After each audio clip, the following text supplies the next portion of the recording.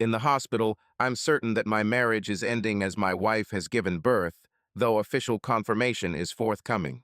The DNA test is being expedited due to special circumstances, but I doubt the results will alter anything. While I wait, my phone continues to buzz at a bar nearby. Calls from my wife, children, and relatives pile up, yet I remain unmoved. Despite their curiosity, I'm equally eager to learn the truth.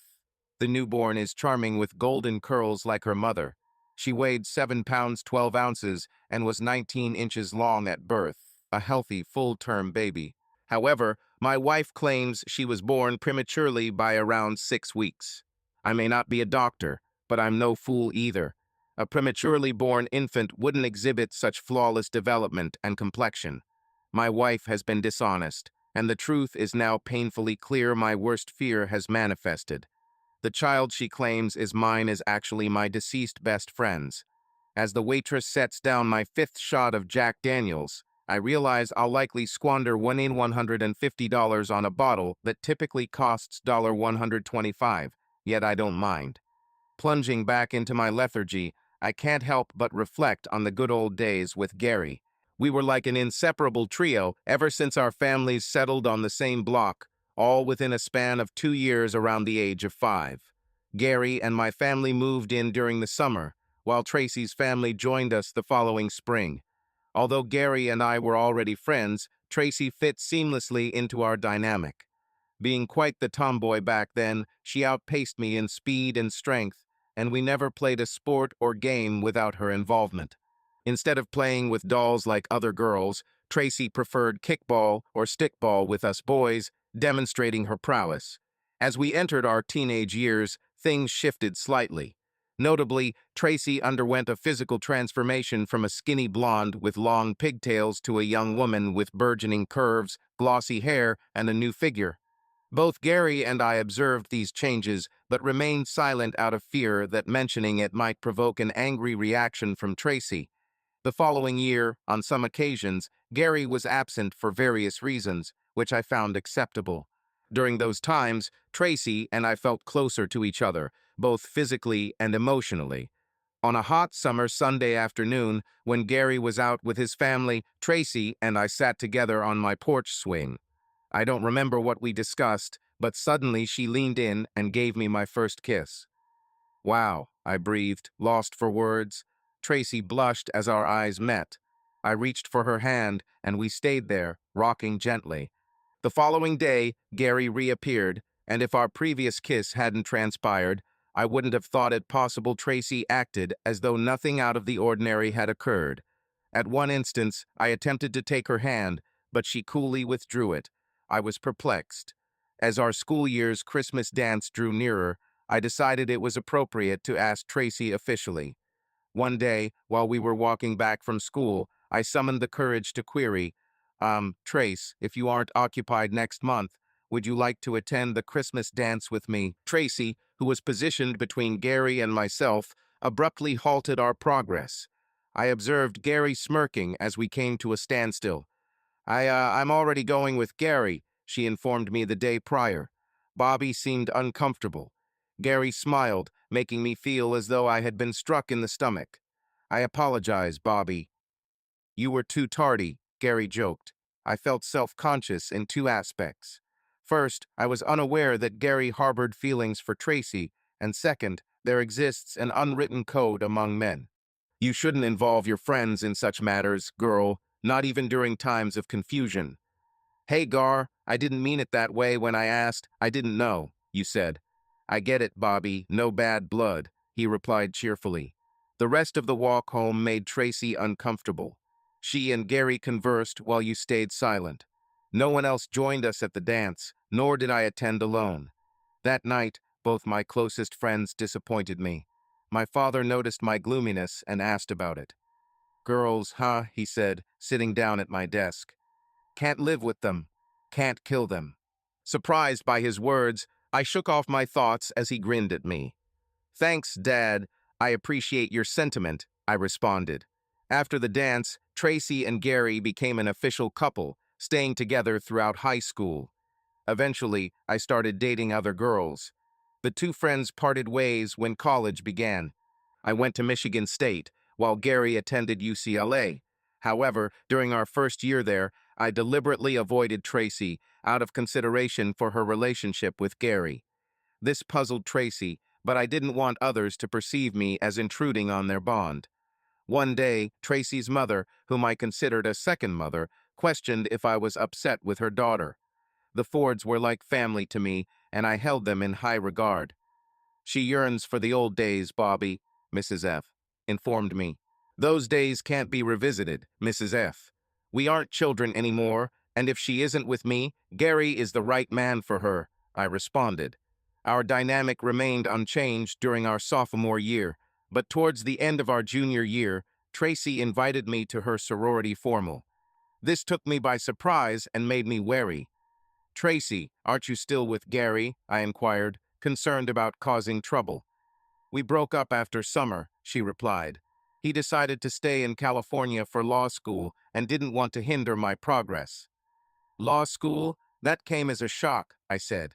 Initially hesitant, our first date led to a second, followed by an intimate encounter on the fourth. I observed she wasn't inexperienced, but neither was I, so I let it pass. We dated for 2 years before we wed, overcoming my apprehensions. Gary served as my best man at the wedding. It was strange having him, who had previously dated and been intimate with my spouse, as my main supporter during the ceremony. Following the wedding, Gary returned to California, and I didn't think much about him for more than 2 decades. Our daughter Kaylee arrived 2 years after our marriage, followed by our son Jeffrey 2 years later. We were informed that Gary would be visiting soon due to his parents still living nearby. Mrs. Prescott mentioned this to my mom, who suggested a gathering so Gary could see old friends and family before he said goodbye. He had cancer and wanted to spend time with his family while he was still strong enough. Despite being at the initial phase of his treatment, Gary appeared relatively healthy, although his profound sorrow was noticeable. He was a divorcee twice and childless. For hours, the trio Gary, Tracy, and I delved into discussions about life, focusing significantly on his impending journey. As the night drew to a close, Tracy suggested an idea that would eventually test our marital bond. "What if we decide to assist you until hospice becomes necessary?" Tracy proposed. Both Gary and I were taken aback by this unexpected suggestion from Tracy. We had never considered this option before, and initially I was unsure about its feasibility. After all, who else would be capable of doing this other than our longtime friend Bobby? Tracy reasoned. However, the doctors predict that I may have several months until hospice is required, Gary clarified. "We can't simply abandon our responsibilities to care for you. We're already supporting 2 college students. My employer highly values family leave," Tracy asserted. "Bobby can utilize his time off, and we can find a way to make it work." I responded, "That would likely only provide us with a couple of months, dear." I noted, "It's not sufficient." Tracy proposed, "We could take turns extending the duration to 4 months. I can manage on my own for the rest of the time." The idea didn't sit well with me. Although I was aware that Gary is our longtime friend, it was Tracy who had just offered to be away from me and our home for several months to look after him. Since she expressed this in front of Gary, reneging would make me appear inconsiderate. "Even so, Tracy, that's a significant commitment," I started, but she stopped me with a stern gaze. It was clear then. "That's what we're going to do," she decided firmly.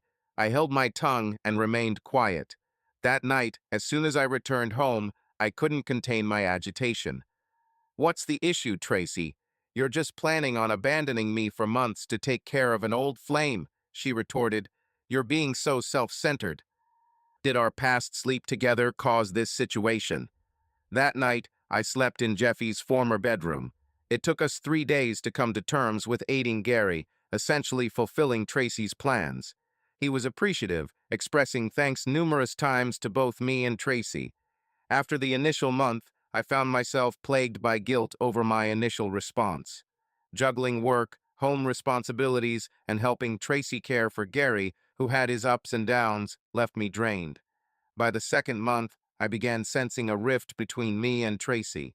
Assuming she was equally exhausted with her work for Gary, at times more than I thought was warranted, I chose not to dwell on it too much. However, I couldn't ignore the subtle interactions between Tracy and Gary, which seemed like their own private code.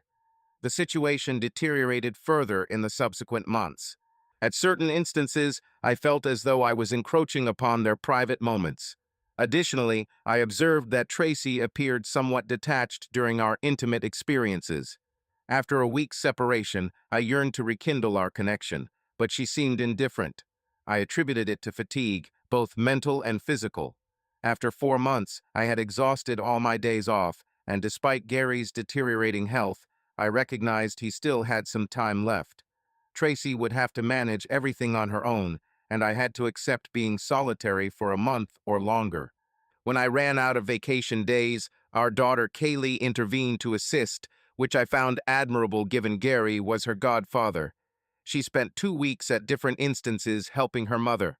About a month later, Gary needed hospice care, and within another month, he passed away.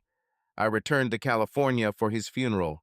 Tracy grieved deeply, much like Gary's parents. They couldn't express enough gratitude for our assistance, but I deflected most of the praise towards my spouse. Upon Tracy's return home, she initially appeared distant towards me, which I attributed to her mourning.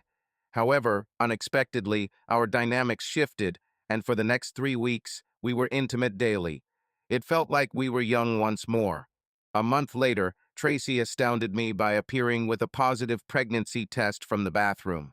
I should have been taken aback by her nonchalance, but I was too bewildered by the news itself. Tracy and I were both 45. Our children were 22 and 20, and wait, wasn't she on birth control? I apologize, baby, but I forgot my pills when we went to California, and once I stopped taking them, I never resumed upon our return. And you know we're against termination. We can handle this together, just as before. I found myself agreeing with her, despite my disbelief. Indeed, I was going to be a father again. For nearly a week, an uncontainable smile adorned my face, and with Tracy experiencing heightened sexual desire, we shared intimacy every night, at times even twice. It was almost overpowering, yet delightful. When my daughter arrived for a long weekend, she and Tracy went shopping for baby and maternity items. They brought back several bags filled with merchandise after emptying our old baby equipment. The girls prepared a quick meal, and we all laughed as Tracy compared the purchases from today to those from a couple of decades ago. She felt slightly uncomfortable in some of the maternity clothes since they appeared more appropriate for women 2 decades younger. Well, Mom, it's not your fault if you're a MILF and someone took it too seriously, Kaylee teased. As I pondered on Kaylee's remark, I observed Tracy giving her a disapproving look. The realization hit me that Kaylee used someone instead of dad. It wasn't casual, it gave me an uneasy feeling. It reminded me of the discomfort I felt during my visit to California while helping Gary. I kept quiet but stayed vigilant throughout the weekend. I overheard a few indirect remarks, making me ponder if Kaylee was directing them at me or my wife. I attempted to subtly inquire about Kaylee's feelings when she might be alone with Tracy, asking her thoughts on becoming a big sister again. She seemed to ponder before replying, then laughed nervously and coughed. I think it's neat that Mom is still attractive and you're like the man, she said, looking uncomfortable and quickly exiting the room. I took a few more cigarettes from the pack I had been carrying. Tracy was growing larger, and I admired her beauty more each week. Despite persisting discomfort, I remained perplexed about the source of my unease, or perhaps avoided contemplating it. A few months afterward, while at work, an unexpected call arrived from Tracy. Having recently returned to work for merely 3 months, she'd taken time off. "Hey, Dad," she coquettishly said over the phone, surprising me as I thought Tracy was barely 7 or 7.5 months pregnant, her voice sounding unusually provocative. Uncertain of her intentions, I asked, "What about the hospital, sweetheart? Anything wrong?" I felt more than a tinge of concern. "Indeed, darling," she purred. "My water broke, and I'd rather not walk to the hospital." In a moment of shock, all I could mutter was, "Oh no." I swiftly informed my boss, grabbed my keys, and hurried out to my vehicle. Though my workplace was 15 minutes away, that day I managed the drive in just 12 minutes. I found it odd that Tracy appeared so tranquil given she was 6 to 6.5 months pregnant, a time that usually brings anxiety. Premature births are harmful for the baby's health. When I returned home, an unexpected calmness enveloped Tracy, while I felt more anxious than ever before with our previous 2 kids. 10 hours later, I became a father again to another seemingly flawless daughter, or so it seemed. The thought of her condition made me feel queasy, and then some upon the nurse's return with the baby to clean her up. She tried to hand the baby over to me, but my reflex was to retreat, surprising the nurse. "This baby was full term, correct, doctor?" I whispered hesitantly. He glanced at me and then Tracy, who was being attended by another nurse. They exchanged a look, and I noticed Tracy subtly shake her head. "I'm sorry, Mr. Marsley, but I can't disclose information about the baby's health with you. You're not on the privacy list," he explained, quoting HIPAA regulations. I'm ashamed of what followed, but I couldn't regain composure. I shouted, "Forget HIPAA," shocking both him and the nurses in the delivery room. "If that child is mine, I deserve to know about its health. If it isn't, then you should be aware. You can't legally add my name on the birth certificate without my permission, and trust me, you don't have it."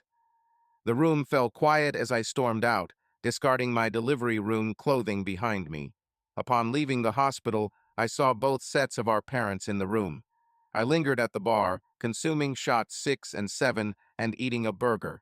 Everyone who mattered to me had called, except for the doctor with the DNA results.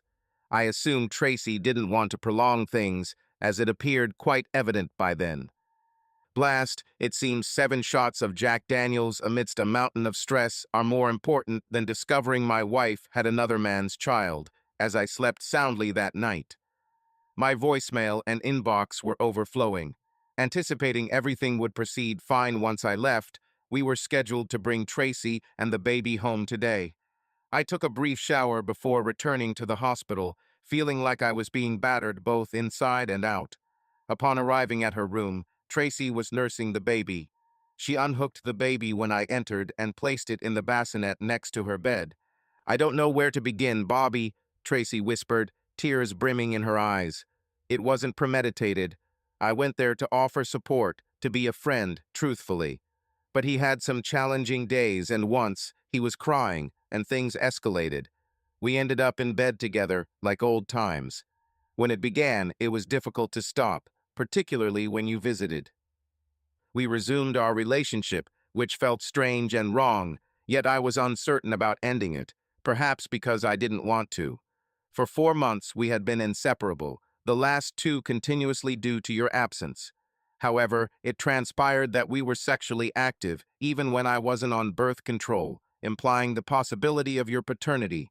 But it turned out not to be the case. As she looked at the baby, she confessed. I listened intently until I inquired, "Hold on, you were with Gary while Kaylee was here?" My voice trembled with disbelief. Tracy's cheeks reddened, and I fought to conceal my rage. She knew but chose not to inform me. "Me?" I exclaimed, my frustration mounting. "Did you at least communicate with her or make a commitment? This can't be true. Was Jeffrey aware? Or our parents? Did everyone know about my betrayal?" I ranted, my voice hoarse. Tracy's eyes filled with tears as she replied, "Yes, she had agreed to keep it secret from me." "I'm responsible for that," Tracy admitted. "Jeffrey is unaware, and it should remain that way for the sake of Bobby Geraldine. Only you, me, and Kaylee know about this. We need to be there for her because she belongs to us now, much like Kaylee and Jeffrey. She might not be biologically yours, but we are her parents in every sense. This is for her benefit and our friends. He wasn't your friend if he slept with you, especially while you were married. He was terminally ill, Bobby. We had been intimate before, but never during the time of my marriage to you," Tracy clarified. "Is there more you're holding back?" I asked. Her eyes displayed rage. "No, definitively not. Bobby Geraldine Martin is her full name," she added. "You should recall that shared last name as well. Yet, Gary is named as her father on the birth certificate. She made it clear that only we need to be aware of this if you still wish to remain unlisted. "Ah, right," was my response. "Why, Bobby, he was our friend. He's deceased now. I offered him comfort and affection during his final days. What's the issue with that?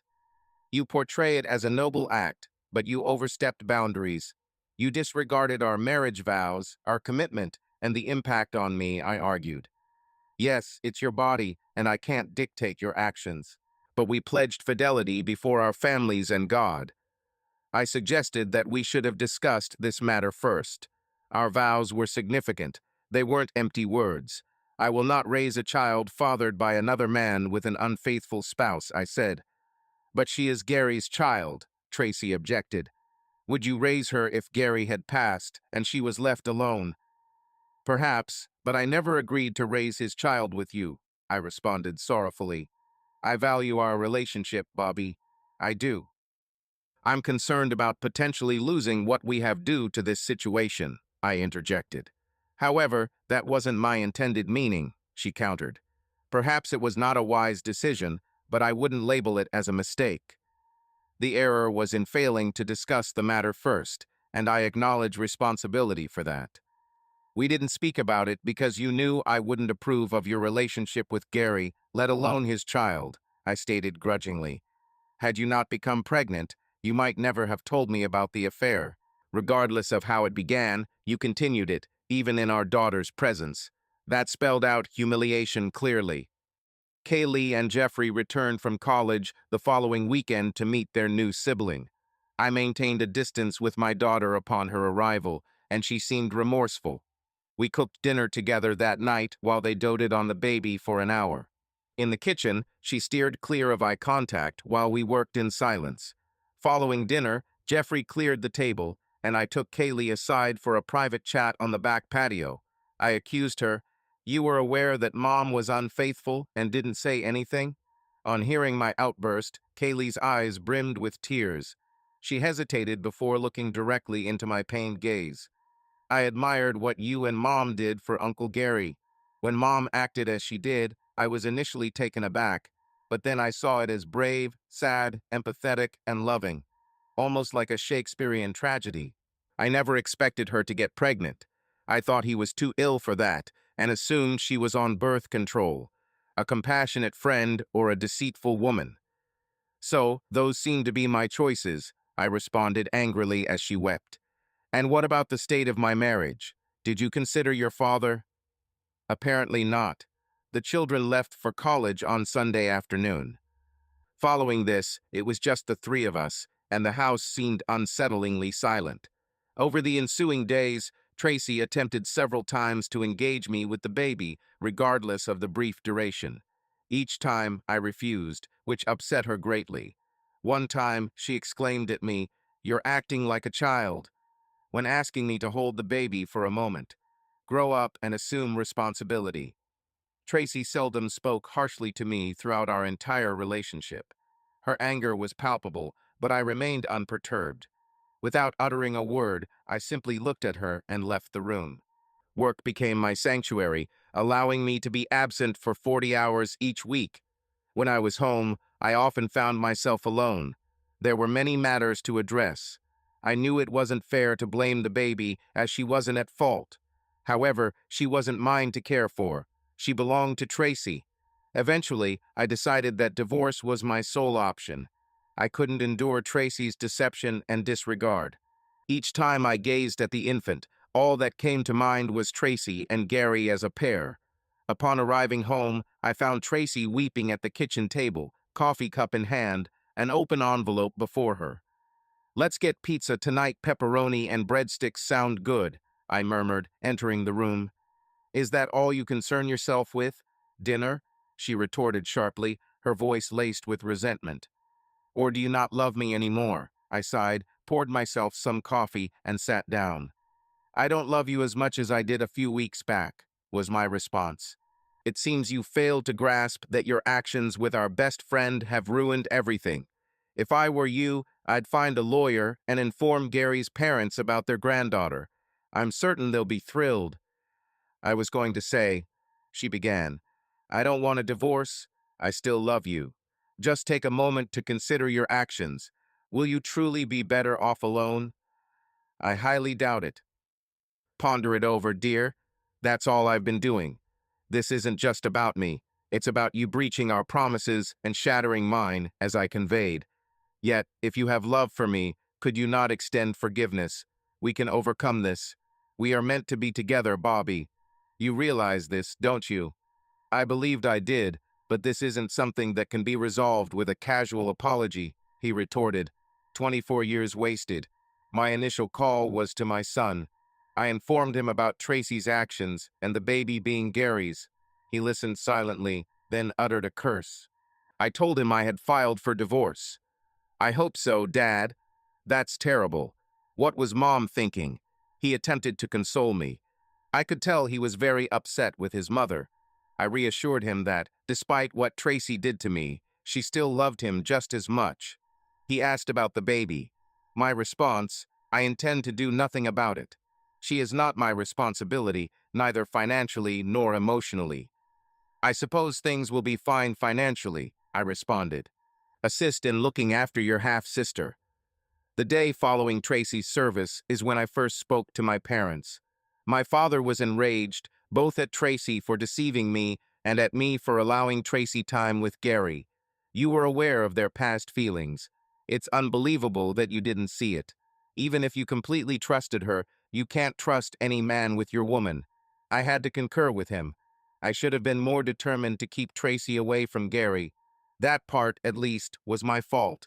My mother saw the situation differently than my father. She believed I was wrong for abandoning Tracy and not attempting reconciliation. People make mistakes, she said softly, while my father sat fuming. Mother, a mistake would have been if she had slept with him once. Spending 4 months together without protection was a conscious decision, hardly a mistake. I argued. Deep within, Robert, you acknowledge your ongoing affection for her.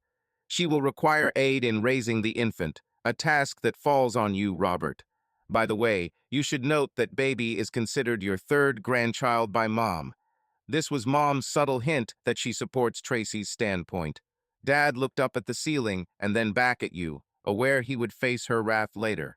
I didn't reach out to Kaylee. I presumed she was likely Tracy's first contact after being served.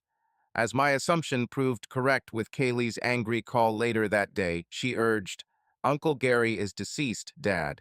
Forget the affair. It can't be altered now. Progress forward. You and Mom still share a love, and there's a baby now involved. Stand by Mom and Bobby G, wise beyond her years. Sage offered guidance from a position that didn't require her to inform her own father of her mother's infidelity. I find myself no longer interested in hearing your viewpoint, I responded. Later, it was revealed that Gary's parents were both startled and delighted upon discovering they now had a granddaughter. They were dismayed that Tracy intended to keep this fact hidden, but they empathized with her motivations. The next day, they reached out to me, insisting I should remain with Tracy to raise Gary's child. They felt my long-standing relationship with her made me the most suitable for the task. I value your faith, yet I am not that person, I admitted, expressing my anger towards Gary and Tracy. Their voices seemed to falter on the phone, but I couldn't muster much guilt. I was merely being truthful. Subsequently, I received appeals from my in-laws, urging me to stay with Tracy.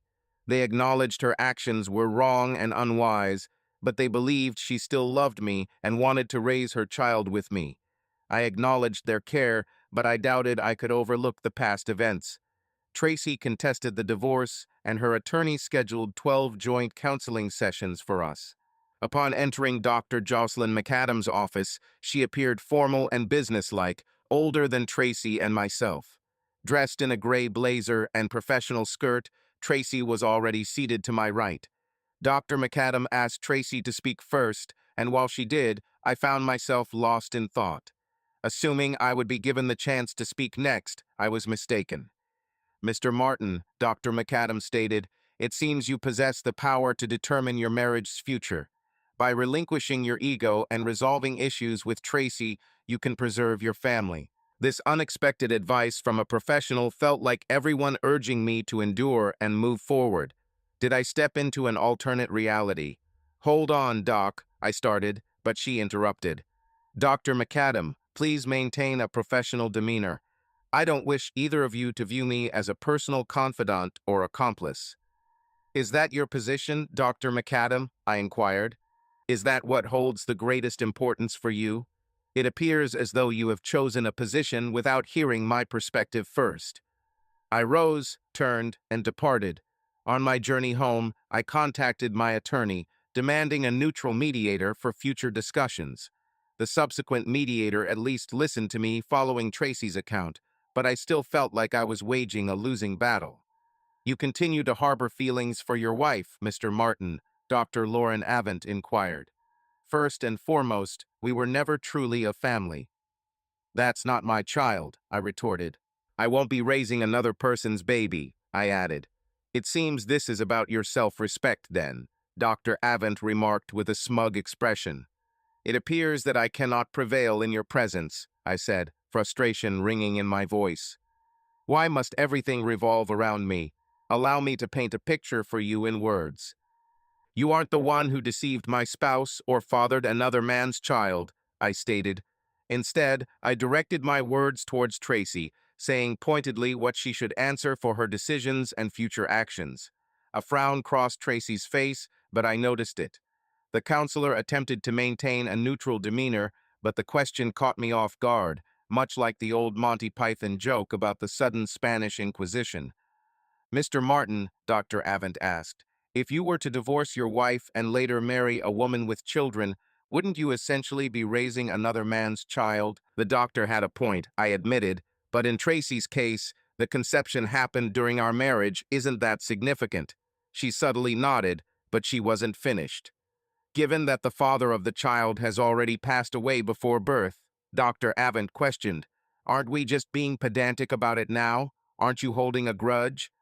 The doctor suggested I was being petty, to which I responded, "Petty is when you know you've made a mistake but decide to conceal it." She didn't reveal the truth until I challenged her, I defended. I was about to carry on, but I'd had enough. "You can't flip off love, and yes, I still have feelings for her, but how can she claim love when she cheated, got pregnant, and lied about the baby being mine? If she truly loved me, she wouldn't have done that. It wasn't a one-off incident. They had several encounters. Now she says it was out of compassion. He was her friend who was dying. If her actions were genuinely compassionate, why didn't she discuss it with me? Because she knew I would object, and she knew I would. I get that it's her body, but after taking vows, she forfeited the right to give her body to another man without consulting me. The same applies if I wanted to be with another woman. Once we made our commitment, we weren't living in isolation. That's all, Doc," I summarized. The counselor seemed unresponsive, with eyes open and a pen tapping on the pad like a comatose patient. "Is there sufficient affection remaining for you to take on the roles of husband and father?" This is what Dr. Avent inquired. "You continue to love your wife, as her child's biological father is absent. Let us not place her in a disadvantaged position. Take responsibility instead." "Indeed, that's insightful, Doctor, criticizing my masculinity. My wife and her closest companion have left me devastated. If he were alive, I would retaliate against him physically. The love I hold for her is rapidly diminishing. Concerning the child, it's unfortunate, but it's not my burden to bear." Translation: This marriage seems irreparable. During our subsequent counseling session, I remained quiet except for pleasantries. Tracy pleaded and wept. "It appears you have made your decision, Mr. Martin. I will inform the judge," Dr. Avent concluded. "Thank you, doctor." 6 months later, during the holiday season, our divorce was finalized. In our mutual consent divorce settlement, we divided all assets equally. Tracy compensated me for my share of the house, a fair arrangement considering she had a child to care for. Gary's inheritance assisted with the home purchase, and I provided alimony as I earned more. Despite my son backing me, I knew he desired to spend Christmas with his family mother, sister, and half-sister. I consented, arranging to celebrate New Year together later. 2 days prior to Christmas, I stopped by my former residence to deliver gifts for everyone, including my ex-wife and her baby. Though the gifts were minimal, I didn't want to appear petty in front of my children. Tracy showed surprise upon seeing me carrying Bobby Geraldine when she opened the door. She hesitated before allowing me inside, touched by the presents. As I walked into the living room, I observed familiar Christmas decorations that I hadn't set up this time. Tracy noticed the emotion on my face as I looked around and struggled to hold back tears. "Fancy some eggnog, Bobby? Then I'll put the gifts under the tree. Could you mind the baby for a while?" I hesitated to accept, but couldn't deny her request. Reluctantly, I took the baby, leaving Tracy with Gary. I fought off the rising feeling in my stomach as she went to get the eggnog. For roughly 30 seconds, I kept the child at a distance before gently holding her against me, reminiscent of how I once carried my own children.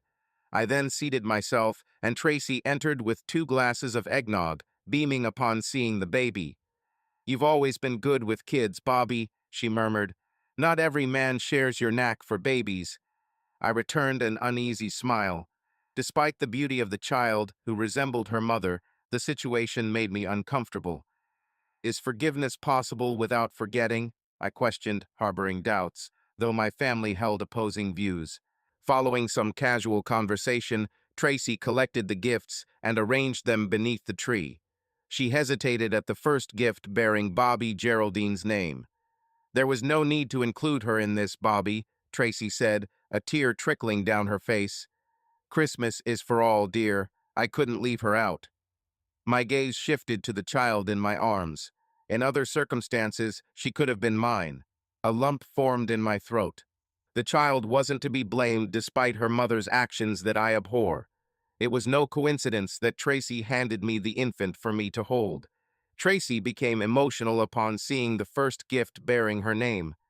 "Bobby, truly, you didn't have to. I wasn't anticipating anything. I didn't get you anything either. I apologize. Don't worry about it, Tracy. All I want is for you to have a fantastic Christmas. You could visit in person. You would be more than welcome. We'd have an abundance of food. I'm aware the kids would enjoy it as well," she said. "Not this year, Tracy. Perhaps next time. It's too soon, too raw for me." Tracy lowered her gaze. "I wasn't being malicious. I was being truthful. My wounds were still unhealed. On Christmas Eve, I found myself at Barnes and Noble in the late afternoon. I was engrossed in a new Clive Cussler book I had bought for myself, sipping on a peppermint mocha latte from Starbucks inside. There were a couple of other individuals reading in Starbucks as well. Similar to me, we were both forced to leave when they shut down. Upon returning home to a tranquil abode, I had prepared by acquiring chicken salad, making toast, and setting up Ruffles chips and Don Julio tequila for my meal. Clearly, I know how to indulge myself. A hangover on Christmas morning ensued after the ordeal, but with 4 aspirin, a couple of Pop-Tarts, and 3 cups of coffee, I regained strength. The issue: no grand plans were in sight.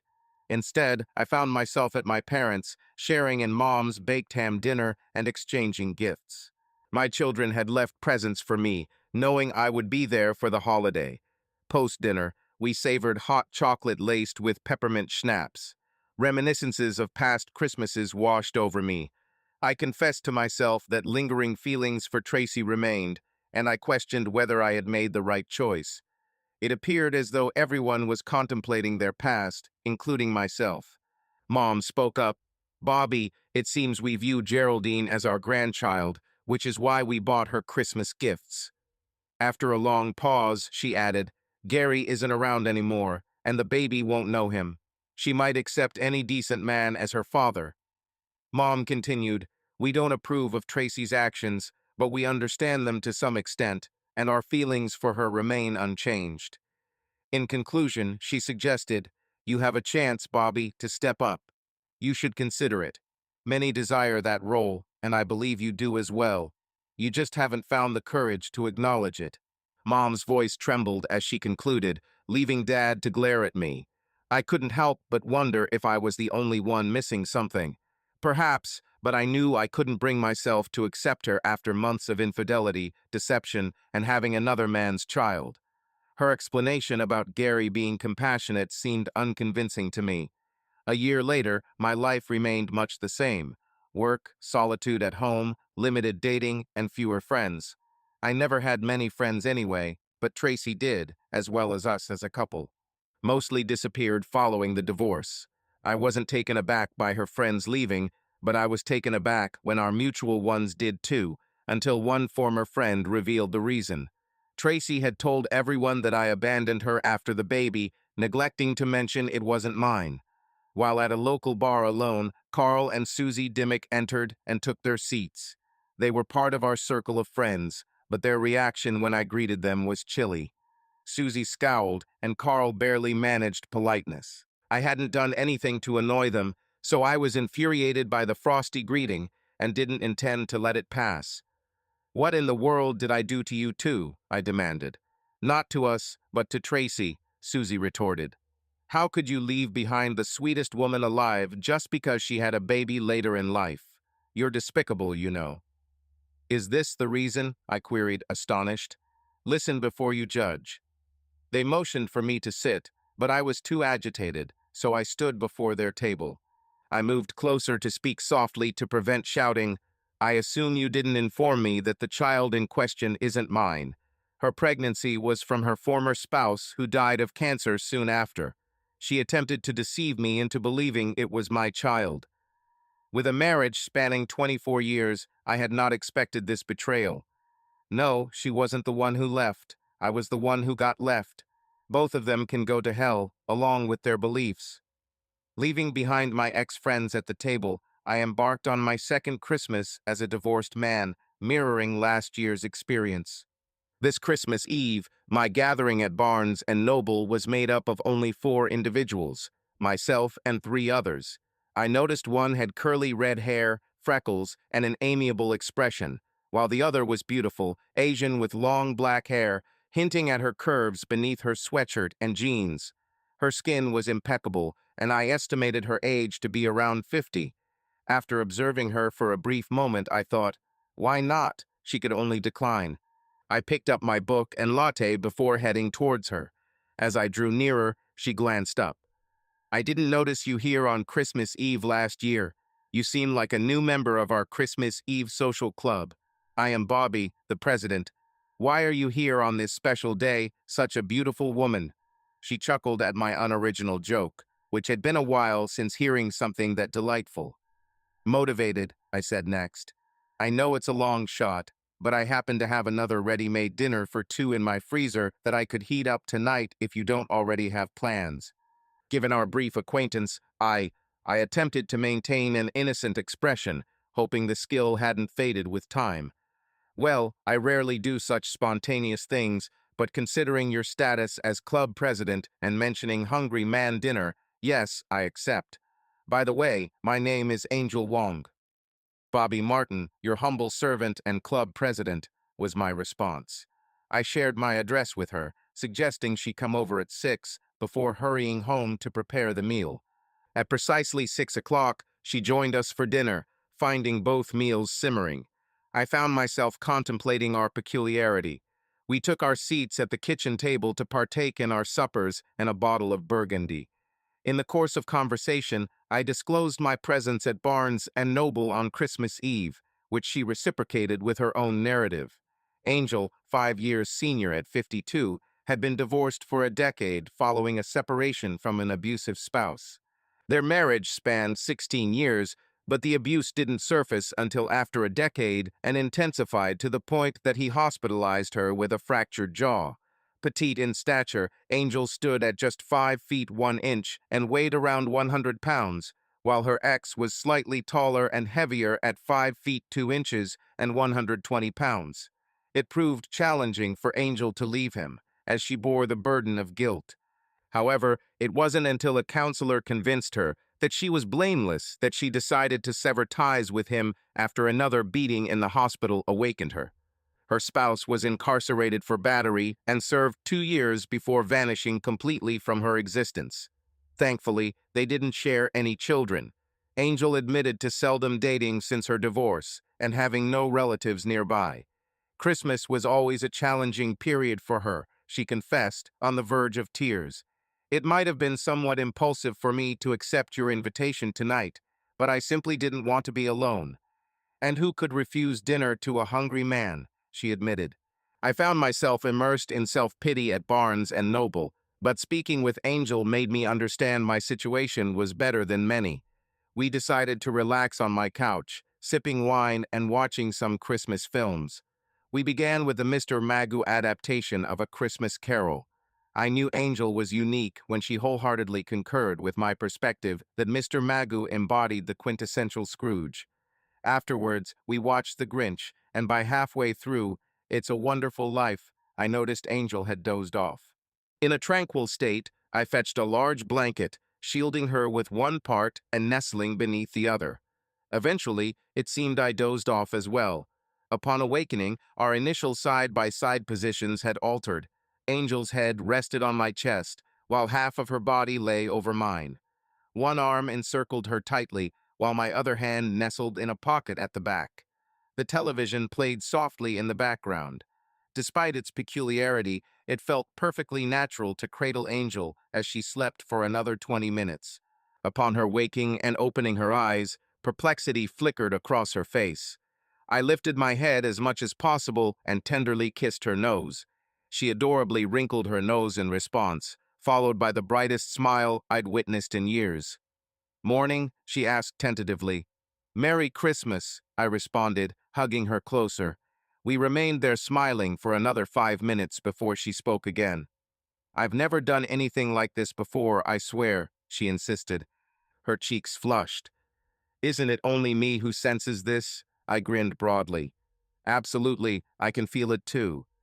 She moved nearer until our lips locked in a fervent kiss. It didn't take long before we began to undress each other. She was more captivating than I had envisioned. In my mind, the situation felt incredibly wild. Despite only knowing her briefly, everything felt completely right. When I looked at her, she appeared to be thinking the same thing. "You may find this strange," I started, "but do you happen to have any plans for today? I've got all the essentials for a fantastic Christmas dinner, and if I'm going to put in all this effort, it wouldn't hurt to have a stunning woman seated on the other side of the table." Her smile grew brighter, melting my heart. "I need a shower, and I didn't bring any extra clothes," she responded. I returned her smile. "The shower is spacious enough for 2 people, and I think there's a garment that would fit you. If you're comfortable with the sight of me without makeup, I'm on board." We proceeded to the kitchen, where I served us each a glass of Riesling while preparing dinner. "Do you have anything planned today?" "No. Any family events or gatherings?" she inquired.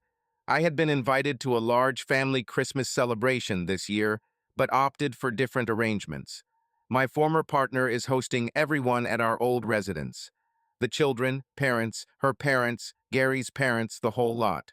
It's quite the gathering. She will undoubtedly pass my cute child to me. All parents will remind me of the need for my involvement, and she will be there, expressing love and suggesting we can revive our relationship. I informed them of other plans, but they are unaware of the situation. I mentioned that I would try to drop by briefly if possible. They don't comprehend my perspective. I didn't cheat, I simply declined their invitation. I needn't apologize since Tracy acted dishonestly and made mistakes. We had a unique connection until we didn't. However, let's discuss our special relationship instead. We both smiled as I approached Angel for a deep kiss. At that moment, the door key turned, and it opened to reveal my son entering. Angel and I were in the midst of our kiss when this happened. "Dad," he called out before noticing us. Oh, wow." He seemed to notice us kissing, then shifted his attention towards Angel's exposed legs. It was safe to assume all 3 of us blushed. Angel hastily lowered her legs and stood behind me, attempting to maintain a sense of modesty in her sweater. Jeffrey immediately turned away, presumably to show respect for Angel's modesty, although I suspect he felt just as embarrassed as she did. "Mom knows I have a key to your place," he said, "and asked me to come here and bring you back home for Christmas dinner because she thought you were sitting alone, feeling pitiful. It appears you weren't deceiving about your prior relationship, and she is. That's hardly shameful. I apologize if I disrupted something. You're not disturbing anything other than my Christmas meal preparation, I said a bit hastily as Angel and I exchanged awkward glances. May I present Jeffrey to you? My angel, Jeffrey responded, hesitantly turning around in the kitchen. It was evident that Angel wore nothing beneath her sweater, but at least she was covered. She looked at me, shrugged, and then accepted the situation. Jeffrey, being a typical man, couldn't resist. He stole another look at Angel before nodding approvingly at me. Nice to meet you, Angel, and thank you for being here for my father, Jeffrey said. It's my pleasure, Jeffrey. Your father seems wonderful, Angel replied. Yes, it seems some family members forgot that for a moment, he remarked. Did everyone like the gifts I brought? I asked, changing the subject.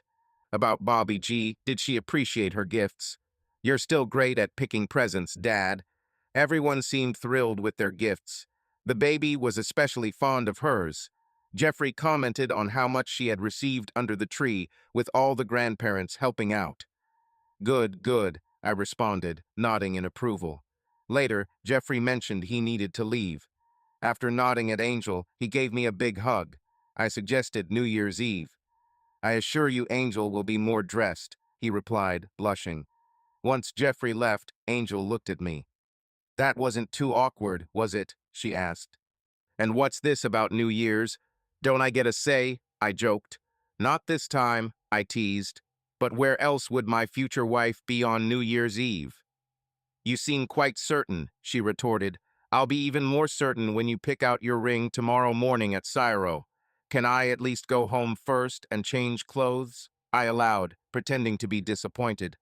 The next day, Angel picked a Marquise cut diamond engagement ring of 1 carat.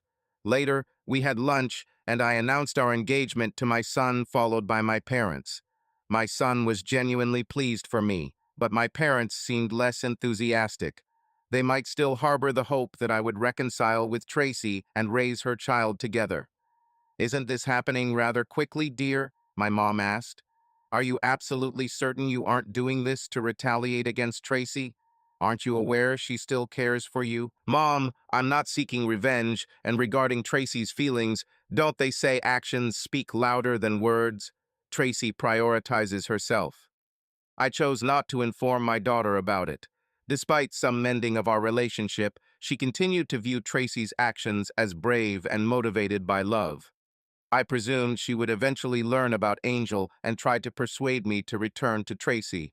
After over 2 decades with Tracy, the emerging relationship with Angel left me perplexed. I struggled to comprehend our mutual draw or how flawlessly she meshed into my life. Our dialogues were smooth, and it seemed as if we'd known each other forever. Although I wasn't a believer in love at first sight, everything about us felt compatible. Angel wasn't young, and she was just as bewildered by our swift and deep connection as I was. Initially, we scrutinized things thoroughly, but then we recognized that we were overanalyzing it and chose to let things develop organically. And organic felt right. Within a month, she moved in with me, and for the subsequent 6 months, we spent little time apart. Despite Angel not being Tracy, my parents seemed to appreciate her. However, my daughter Kaylee made her dislike towards Angel clear, likely because she still harbored hopes of my reconciliation with her mother. We held a small wedding for ourselves 6 months later. I extended invitations to both my children and parents, while Angel invited a cousin, a friend, their families. We reserved a private room at one of my preferred restaurants for an intimate celebration. The day turned out great, except for when Kaylee challenged me about the absence of Tracy, Bobby G, and my ex-in-laws in the guest list. I didn't invite your mother because she's my former spouse, and it wouldn't have been fair to Angel under the circumstances. We haven't maintained friendly relations either. Normally, former in-laws are not recipients of wedding invitations. 2 years later, Angel and Tracy met at Kaylee's wedding. The event was flawlessly organized by Tracy, and I willingly covered the costs. In a diplomatic manner, Angel managed to avoid interfering with the bride's mother during the planning process. On that occasion, besides financing it, I escorted Kaylee gracefully down the aisle. The sight reminded me of shared memories between Tracy and Kaylee, such as coloring and baking cookies together. It served as a reminder that the 24 years we spent together weren't entirely negative. Angel perceived my feelings and consoled me during the church service, offering comfort. Her soft kiss conveyed confidence that I could manage the day. During the rehearsal dinner and wedding, Angel interacted with Tracy only when required, not out of apprehension, but out of reverence. Meanwhile, Tracy appeared irritated every time she spotted Angel. Later, I discovered that she and the grandparents thought Angel was replacing Tracy and our marriage wouldn't endure. However, our anticipated brief union has now reached 25 years. Angel and I commemorated with a delightful dinner and a tranquil night together. The evening wasn't as exhilarating as it could have been in the past, but we cherished cuddling afterward, drifting off to sleep in each other's arms. In retrospect, I can't fault my life's pathway. I experienced a satisfactory first marriage for 24 years, followed by an exceptional second one that has lasted 25 years. I am blessed with 2 married children who have gifted me with 3 charming grandchildren. Tracy remained unmarried again. Based on their accounts, not many men seem to express interest in a middle-aged woman with a young child, despite her attractiveness. They assumed she might have had relationships or even faced legal troubles. My children maintain contact with Tracy, making us half-siblings. The child was showered with affection by all 3 sets of grandparents until they passed away due to old age. My son, the one who maintained regular contact post-divorce, believed that Tracy abstained from dating for the initial 5 years, possibly due to her belief that my marriage wouldn't endure. I believe Tracy was let down by Angel.